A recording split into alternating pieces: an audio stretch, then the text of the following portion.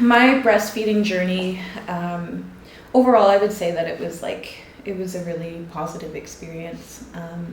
I come from a background that's very culturally traditional, and I had the support of my grandmother and the women that were around me. So being Ojibwe and being raised in that setting, it meant a lot to me to have like my grandmother and my aunties around me.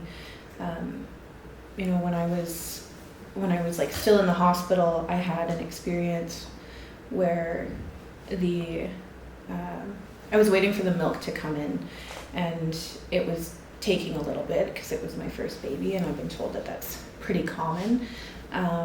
But yeah, it was taking a little bit for my milk to come in, so I was using the breast pump to try to like stimulate that a little bit faster. And there was a nurse that had come in, and she made a comment about, well, if your milk's not coming in, why bother? And that in itself was like very discouraging for me. I remember crying, and but I had other nurses that were in the hospital that came to see me, and when I told them about that experience, they were like very supportive, and I felt like that helped give me the little push, because we were in the hospital for about 5 days after my boy was born, so that like in itself was challenging.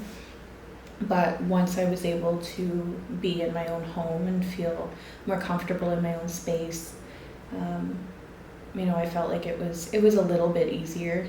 And by that point, my milk had come in too. So my grandmother came in from out of town, and she was like, for me, the backbone of support when it came to breastfeeding. She had like a lot of teachings that she gave me, like with the Tikanogan and the M shape of the headboard, when my boy was in the Tikanogan, and using that to my advantage when I would breastfeed him, so I wouldn't have to take him out of the Tikanogan, and it made it easier.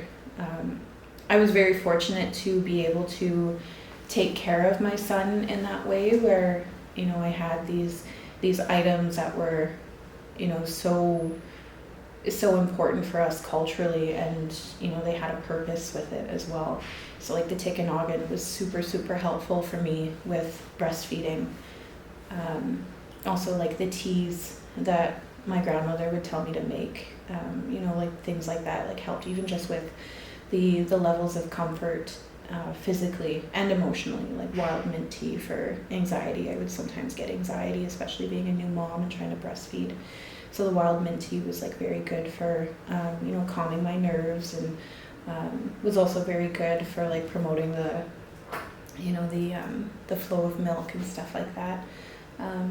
Raspberry leaf tea, like my grandmother had medicines that she had harvested in the summer before my son was born. He was born in winter.